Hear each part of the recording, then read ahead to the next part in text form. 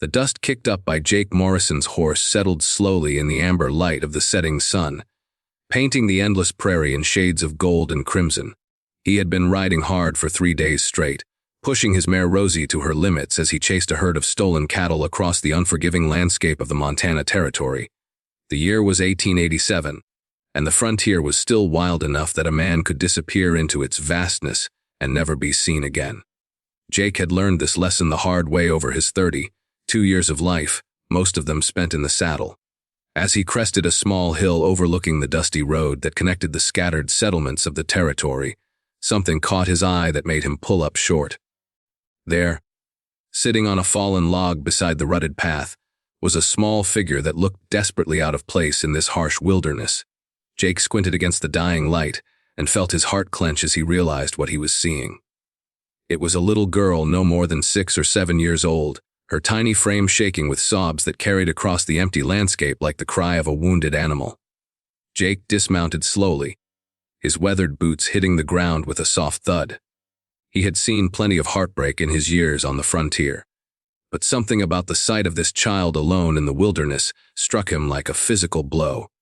She was dressed in a faded blue dress that had once been pretty but was now torn and dirty, her dark hair hanging in tangles around a face streaked with tears and dust. In her small arms, she clutched a ragged doll that looked like it had been loved to pieces. The cowboy approached carefully, his spurs jingling softly with each step. He had always been good with horses and cattle, but children were foreign territory to him. His own childhood had been cut short by necessity and hardship, and he had never had the chance to learn the gentle art of comforting the young and innocent. Still, every instinct in his body told him that he could not simply ride away and leave this child to whatever fate awaited her in the approaching darkness. "Hey there, little one," Jake said softly, his voice rough from years of shouting orders over the wind and rain. "What are you doing out here all by yourself?" The girl looked up at him with eyes that were far too old for her young face, eyes that had already seen too much pain and disappointment. For a moment, she seemed ready to run, her small body tensing like a frightened rabbit. But then she saw something in Jake's weathered features that made her stay. Perhaps it was the genuine concern in his pale blue eyes, or the way he knelt down to her level instead of towering over her like the giants that populated her world. "My daddy left me," she whispered, her voice barely audible above the whisper of wind through the prairie grass. "He said he'd be right back, but that was when the sun was high up there." She pointed toward the sky with one trembling finger. "Now it's almost gone, and he still hasn't come back." Jake felt anger flare in his chest like a struck match. What kind of man would abandon a child in the middle of nowhere? He had encountered his share of low-down varmints in his time, but this was beyond the pale even for the lawless frontier. He forced himself to speak calmly, knowing that his fury would only frighten the girl more than she already was. "What's your name, sweetheart?" he asked, settling down on the log beside her, but careful to maintain enough distance that she wouldn't feel trapped. "Emily," she said, clutching her doll tighter. "Emily Rose Patterson. My daddy's name is Frank Patterson, and he smells funny and talks loud, and sometimes he gets real mad and throws things. Mama used to make him stop, but she went to sleep forever last winter and won't wake up no matter how much I shake her." The pieces of the puzzle began to fall into place in Jake's mind, painting a picture that made his stomach turn with disgust and pity. A drunk father, a dead mother, and a little girl caught in the middle of a tragedy that was all too common on the harsh frontier. He had seen it before in the settlements and mining camps, families torn apart by grief and alcohol and the crushing weight of trying to survive in an unforgiving land. "Emily Rose," Jake said, testing the name on his tongue. "That's a pretty name. Tell me, did your daddy say where he was going when he left you here?" The little girl shook her head, fresh tears spilling down her cheeks. "He was talking to some men with loud voices and shiny things on their shirts. They had horses and they kept pointing down the road toward town. Daddy got real excited and said we were going to be rich, but first he had to go with them to take care of some business. He told me to wait right here and not move no matter what, and then he climbed up on one of their horses and they all rode away real fast." Jake's blood ran cold as he processed this information. Men with badges, riding hard toward town, taking a desperate drunk with them. It could only mean one thing, and it wasn't good. Frank Patterson had likely gotten himself mixed up with a posse or bounty hunters, either as a witness to some crime or, more probably, as someone with a price on his head. Either way, the chances of him coming back for his daughter were somewhere between slim and none. The cowboy stood up and walked a few paces away, ostensibly to check on his horse, but really to give himself a moment to think. The smart thing to do would be to take the girl to the nearest settlement and turn her over to whoever passed for authorities in these parts. It wasn't his problem, after all. He had his own life to live, his own troubles to worry about. He was a loner by nature and by necessity, a man who had learned long ago that caring too much about other people's problems was a sure way to get your heart broken and your dreams shattered. But as he looked back at Emily Rose sitting alone on that log, her small figure silhouetted against the vast emptiness of the prairie, Jake knew that he couldn't just walk away. Maybe it was because he had been abandoned himself as a boy, left to fend for himself on the streets of Kansas City, after his parents died in a cholera epidemic. Maybe it was because he had spent so many years running from his own demons that he recognized the same lost look in her young eyes. Or maybe it was simply because, underneath all the calluses and scars that life had given him, Jake Morrison was still a decent man who couldn't stomach the thought of a child suffering alone. "Emily Rose," he said, walking back to where she sat, "I don't think your daddy is coming back tonight. It's getting dark, and this isn't a safe place for a little girl to be all by herself.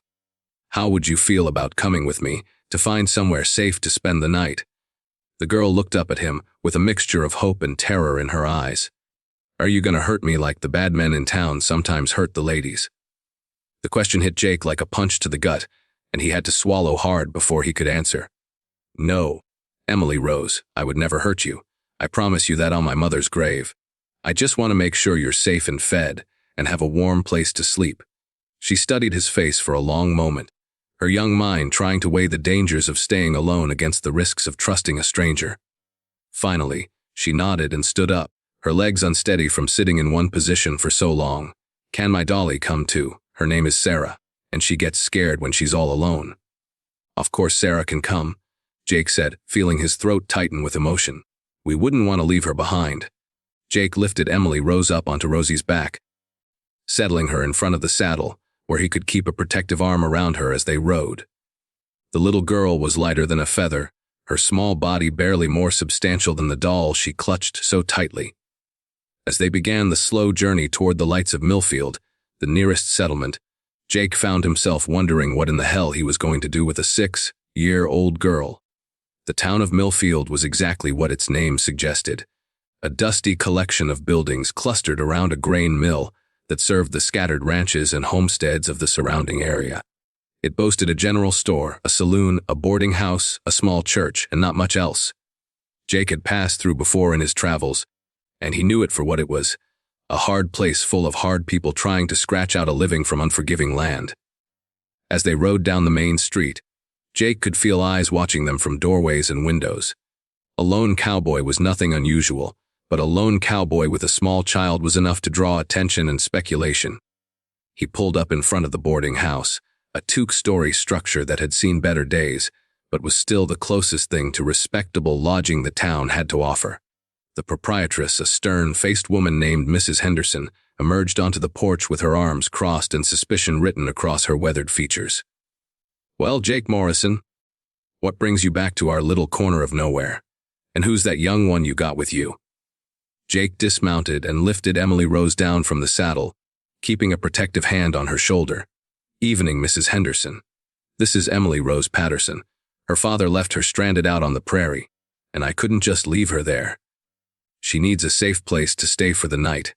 Mrs. Henderson's expression softened slightly as she looked down at the little girl, but her voice remained brisk and businesslike. "Well, I suppose I can put her up in the small room at the back. It'll cost you $2 for the night, meals included. But I warn you, Morrison, I won't stand for any funny business under my roof." "No funny business, Mom," Jake assured her, pulling out his worn leather wallet. "Just a little girl who needs somewhere safe to sleep." As Mrs. Henderson led Emily Rose inside, chattering about hot baths and clean clothes and supper, Jake found himself standing alone on the porch, wondering what he had gotten himself into. He could have simply dropped the girl off and ridden away, disappearing back into the anonymous vastness of the frontier. But something held him there, rooted to the spot like an old oak tree. The next morning brought news that confirmed Jake's worst fears about Frank Patterson's fate. The town's unofficial sheriff, a grizzled old-timer named Bill Copper, sought Jake out at the boarding house with information that made the cowboy's stomach drop. "That fellow Patterson you were asking about," Copper said, settling his considerable bulk into a chair on the boarding house porch. "He's dead. Shot trying to escape from a federal marshal's custody about 20 miles south of here. Seems he was wanted for armed robbery down in Colorado territory.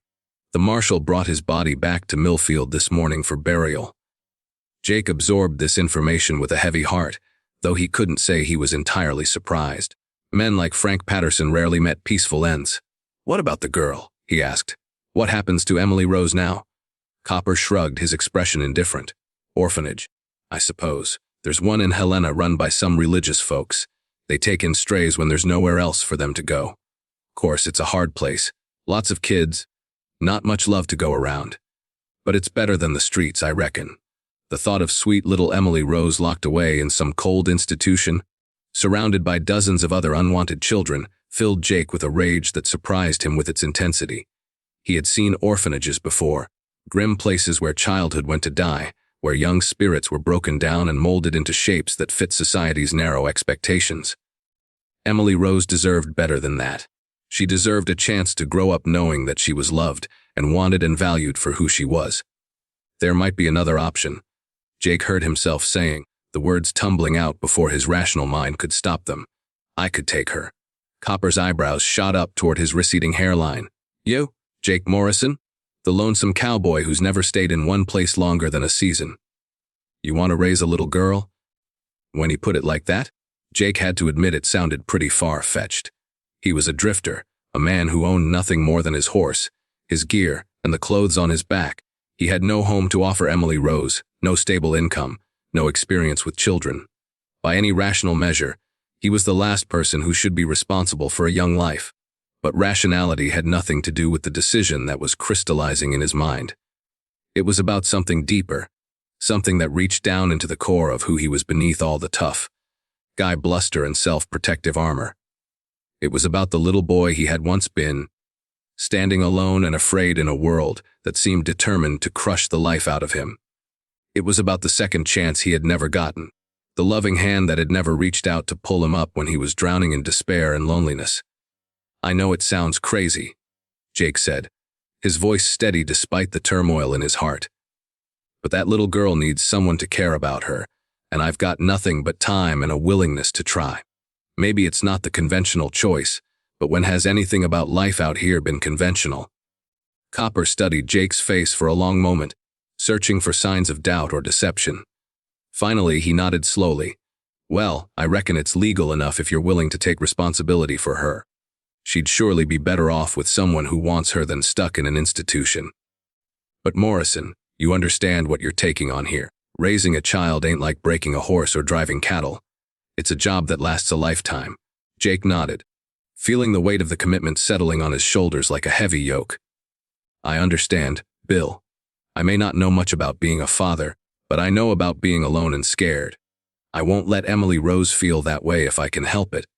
When Jake sat Emily Rose down later that morning to tell her about her father's death, he expected tears and hysteria, and the kind of grief that tears a hole right through a person's soul. Instead, the little girl listened to the news with an eerie calm that spoke volumes about the life she had already lived. "I knew he wasn't coming back," she said simply, adjusting her doll Sarah in her lap. "Daddy made a lot of promises he didn't keep. Mama used to say that some people just aren't built for keeping promises, and that we had to love them anyway but not count on them too much."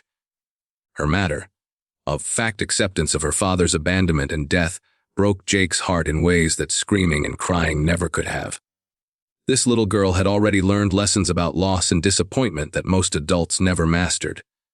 She had been forced to grow up too fast, to develop defenses that should never have been necessary. "Emily Rose," Jake said carefully, "I want to ask you something important, and I want you to think real hard before you answer. How would you feel about coming to live with me?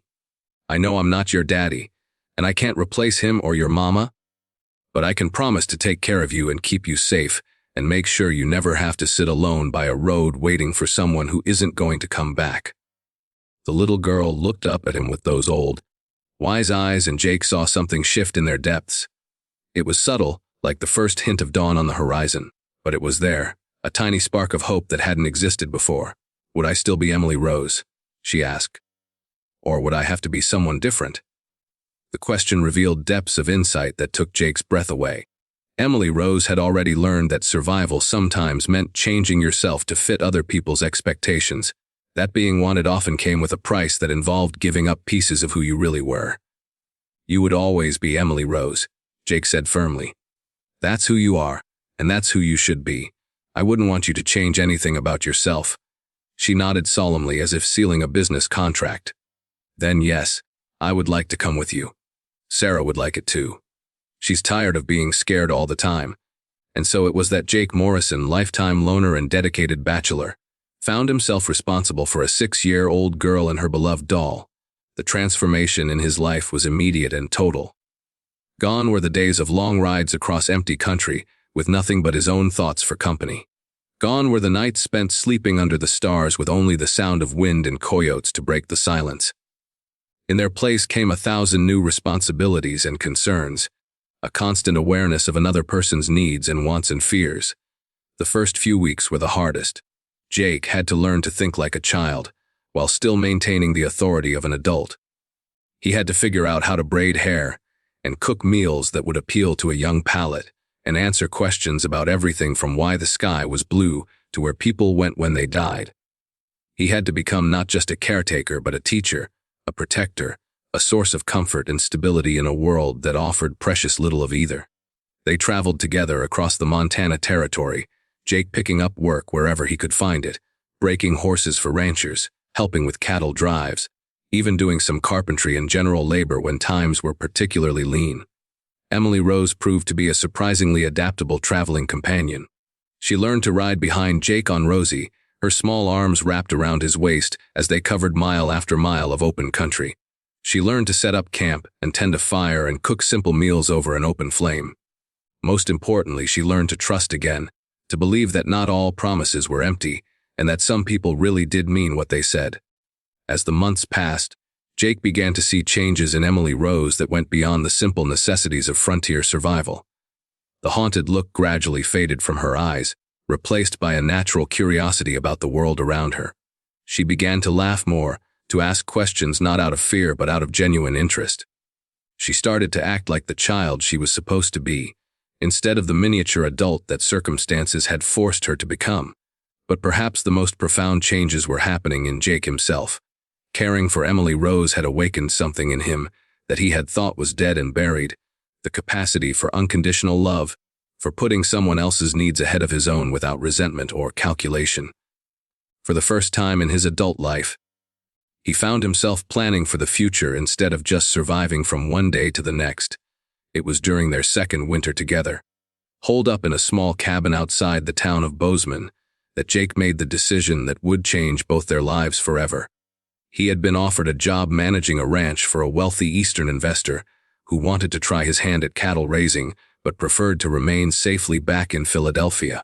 The pay was good, the work steady, and most importantly, it would provide Emily Rose with the stability and security that every child deserved. "What do you think, little darling?" Jake asked as they sat by the fire one evening, Emily Rose working on her letters while he mended a broken bridle. "How would you feel about staying in one place for a while? Having your own room, going to school with other children, maybe even having a real Christmas tree this year." Emily Rose looked up from her slate, her face serious in the flickering firelight. "Would you be happy staying in one place? You always said you weren't built for settling down." The question showed how well she had come to know him, how carefully she had been listening to all his casual comments about the nomadic life being the only one that suited him. Jake realized that she was worried about him sacrificing his happiness for her sake, that even at her young age she was trying to protect him from making choices he might regret. "You know what I've learned, Emily Rose," Jake said, setting aside his work and giving her his full attention. "I've learned that home isn't a place. It's people. It's having someone to care about and someone who cares about you. I spent all those years moving from place to place thinking I was free, but really I was just running away from the fact that I was lonely. I'm not lonely anymore. She smiled then, the first completely unguarded smile he had ever seen from her, and Jake knew that he had made the right choice. They would build a life together, not perfect perhaps, but real and honest and filled with the kind of love that asked for nothing in return except the chance to keep giving. The Rocking M Ranch was everything Jake had hoped it would be and more. Situated in a valley surrounded by snow-capped peaks, it offered thousands of acres of prime grazing land, a sturdy ranch house that had been built to last, and the kind of natural beauty that never stopped taking a person's breath away. The previous manager had left everything in good order, from the well-maintained outbuildings to the small herd of horses that would serve as the foundation for their operation. Emily Rose took to ranch life like she had been born to it. She learned to milk cows and gather eggs, and help with the endless chores that kept a working ranch running smoothly. She made friends with the ranch hands who came and went with the seasons, charming even the gruffest old cowhands with her quick wit and fearless spirit. Most importantly, she thrived in the stability and security that the ranch provided, blossoming into the confident, happy child that had always been hiding underneath the scared little girl Jake had found by the roadside. Jake proved to be a natural ranch manager, combining his years of experience with livestock with a shrewd business sense that surprised even him. Under his leadership, the Rocking M became one of the most successful operations in the territory, known for producing high-quality cattle and horses that commanded premium prices at market. The Eastern investor was so pleased with the results that he eventually offered to sell Jake the ranch at a price far below its actual value, recognizing that his manager had more than earned the right to call the place his own. As Emily Rose grew from a child into a young woman, Jake found himself facing challenges he had never anticipated. There were questions about propriety and reputation, concerns about a single man raising a girl without the benefit of a wife's guidance. There were suitors to evaluate and protect her from, educational decisions to make, and the thousand small crises that seemed to be part and parcel of guiding someone through the treacherous waters of adolescence. But through it all, the bond between them only grew stronger. Emily Rose never forgot that Jake had chosen her, that he had looked at a scared, abandoned little girl and seen someone worth saving. And Jake never forgot the gift she had given him in return, the chance to be needed, to be loved unconditionally, to be part of something bigger and more important than his own solitary existence. On Emily Rose's 18th birthday, as they stood together on the front porch of the ranch house, watching the sun set behind the mountains, she turned to the man who had been father, mother, teacher, and friend to her for the past 12 years. "I've been thinking," she said, her voice carrying the wisdom that comes from a life that has known both hardship and love, "about that day you found me on the road. Sometimes I wonder what would have happened if you had just ridden on by, if you had decided that one little girl's problems weren't worth your time or trouble." Jake was quiet for a long moment, remembering that dusty evening and the decision that had changed everything. "I used to wonder about that too," he admitted. "But I've come to believe that some things are just meant to be. Maybe I was riding down that particular road at that particular time because I was supposed to find you. Maybe you were put in my path not just because you needed saving, but because I needed saving too." Emily Rose smiled and slipped her arm through his, the gesture as natural as breathing after all these years. "Well then, I guess we saved each other." As the stars began to appear in the darkening sky above the Montana territory, Jake Morrison reflected on the strange turns that life could take. He had set out that day 12 years ago as a lonely cowboy chasing stolen cattle, with no purpose beyond the next job and no ties to anything or anyone. He had found instead the greatest treasure of his life, not gold or silver or vast herds of cattle, but something infinitely more precious. He had found a family, a home, and a reason to believe that sometimes, just sometimes, the universe conspires to bring the right people together at exactly the right moment. The little girl who had been abandoned by the roadside had grown into a remarkable young woman who would go on to teacher school and eventually return to help run the ranch and raise children of her own. The lonely cowboy had discovered that the love he gave away multiplied and returned to him tenfold, that the risk of opening his heart had been worth taking after all. And in the years that followed, whenever Jake would ride past that spot where he had first found Emily Rose, he would pause and say a quiet word of thanks to whatever force had guided him down that particular road on that particular evening. Because sometimes the most important journeys in life begin not with a destination in mind, but with a simple decision to stop when you see someone who needs help, to care when it would be easier to look away, and to believe that every child deserves a chance to be loved exactly as they are.